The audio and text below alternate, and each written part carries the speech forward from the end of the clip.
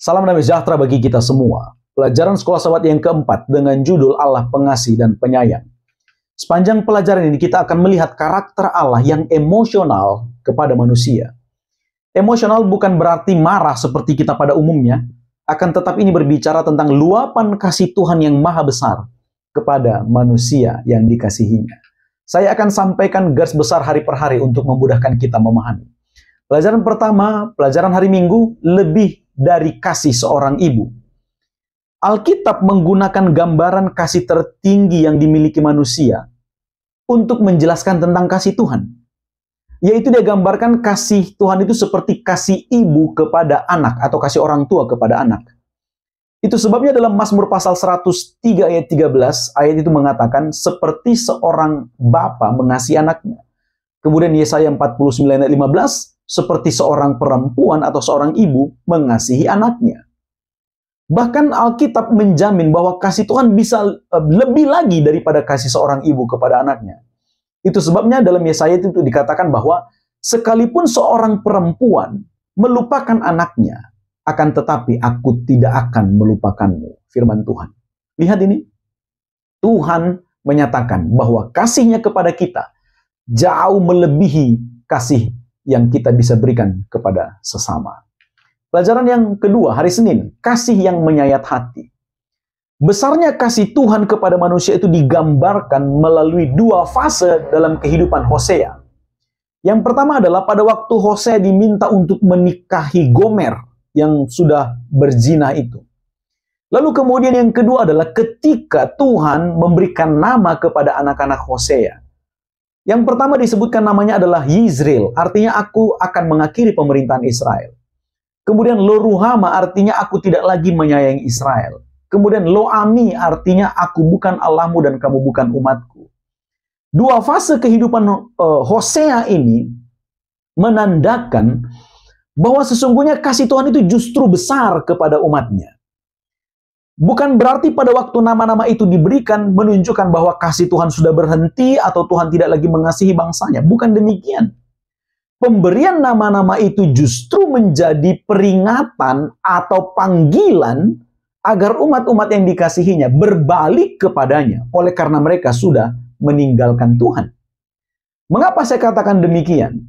Karena di bagian kitab Hosea yang lain, dalam Hosea 2 ayat 16-23, kemudian pasal 14 ayat 1-9 dan juga pasal 11 ayat 1-9, ayat-ayat ini menjelaskan bahwa di dalam keadaan dikhianati oleh umatnya, Tuhan masih tetap menjanjikan pemulihan yang akan diberikannya bila mana mereka berbalik dan bertobat. Oleh sebab itu, Tuhan tidak berhenti mengasihi umatnya, melainkan kasihnya melimpah. Kemudian pelajaran hari Selasa dengan judul Kasih Sayang Yesus. Mari kita lihat tabel berikut ini. Ada Bapa dan ada Yesus. Dalam Matius pasal 18 ayat 27, kemudian Lukas 10 ayat 33, dan ayat yang saya cantumkan ini adalah perumpamaan yang bercerita tentang Bapa yang tergerak hatinya oleh belas kasihan. Kemudian di dalam Matius pasal 9 ayat 36 dan seterusnya ayat yang saya cantumkan, ini menggambarkan tentang Yesus yang juga sama, yang tergerak hatinya oleh karena belas kasihan.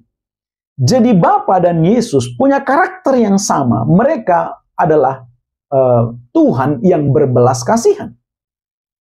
Itu sebabnya dalam Ulangan 32 ayat 11, Tuhan itu digambarkan seperti burung Raja Wali yang mendukung anaknya. Ini menandakan bahwa Tuhan itu punya kekuatan, kecepatan, dan kemampuan untuk menjaga dan menyelamatkan umatnya. Sementara dalam perjanjian baru dalam Matius pasal 23 ayat 37, Tuhan itu digambarkan seperti induk ayam yang rindu mengumpulkan anak-anaknya di bawah sayapnya untuk melindungi mereka.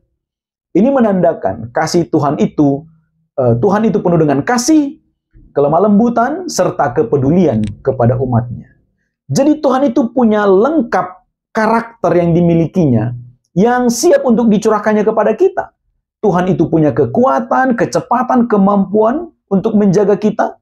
Dan pada saat yang sama, Tuhan adalah kasih, memiliki kelemah lembutan, dan peduli kepada kita semua. Kemudian pelajaran hari Rabu, Allah yang cemburu. Dalam Ulangan pasal 4 ayat 31, Tuhan diperkenalkan sebagai Tuhan yang penyayang. Sementara di bagian kitab lain, di Ulangan 4 ayat 24 dan ayat-ayat lain yang saya cantumkan ini, Tuhan diperkenalkan sebagai Tuhan yang cemburu. Akan tetapi kita harus menganggap kedua sikap ini adalah hal yang positif. Kita harus memandang ini sebagai hal yang positif. Mengapa? Oleh karena Paulus menyebutkan cemburu Tuhan itu adalah cemburu ilahi dalam 2 Korintus 11 ayat 2. Artinya itu bukan cemburu yang salah seperti yang kita miliki pada umumnya. Itu adalah cemburu yang benar. Itu bukan seperti cemburu yang kita biasa lakukan oleh karena iri hati dan kebencian. Itu adalah bentuk hasrat kasih Tuhan kepada umatnya.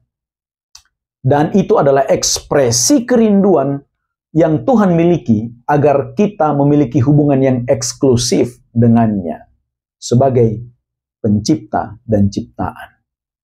Jadi tentang Allah penyayang dan Allah cemburu harus dipandang sebagai hal yang positif, yaitu gambaran hasrat kasih Tuhan yang besar kepada manusia. Kemudian pelajaran hari Kamis, penyayang yang berhasrat. Dalam Yesaya 63 dan Ibrani 4:15, Tuhan itu dijelaskan sebagai Tuhan yang berempati. Kemudian Hakim-Hakim 10, Lukas 19, Tuhan itu adalah Tuhan yang merasakan penderitaan umatnya. Kemudian Yesaya 49, Matius 9, dan Matius 14, Tuhan adalah Tuhan yang mendengar, menjawab, dan menghibur. Oleh karena karakter Tuhan itu, seperti yang sudah dijelaskan ini, adalah karakter yang merasakan kesusahan orang lain, berempati, dia juga mendengar dan menjawab keluh kesah kita. Maka sebagai pengikutnya, kita juga diharapkan memiliki karakter seperti Tuhan. Dan itu digambarkan dalam kitab 1 Korintus pasal 13 ayat 4-8. Kita diharapkan memiliki kasih kepada sesama. Bagaimana caranya? Pertama, kita harus mengasihi Tuhan yang adalah kasih. Lalu yang kedua, kita harus merespon kasih Tuhan itu dengan kembali mengasihi orang lain agar kita saling mengasihi satu dan yang lain karena itu perintah Tuhan. Kemudian yang ketiga, kita harus meminta Tuhan mengubah hati kita melalui kuasa Roh Kudus. Karena hanya dengan demikianlah dari waktu ke waktu karakter kita akan semakin menyerupai karakter Tuhan. Inilah garis besar pelajaran sekolah sahabat kita untuk 1 minggu ini. Semoga menolong Anda memahami pelajaran ini lebih baik lagi ketika nanti Anda mempelajarinya lebih dalam secara pribadi di tempat masing-masing. Terima kasih, Tuhan memberkati.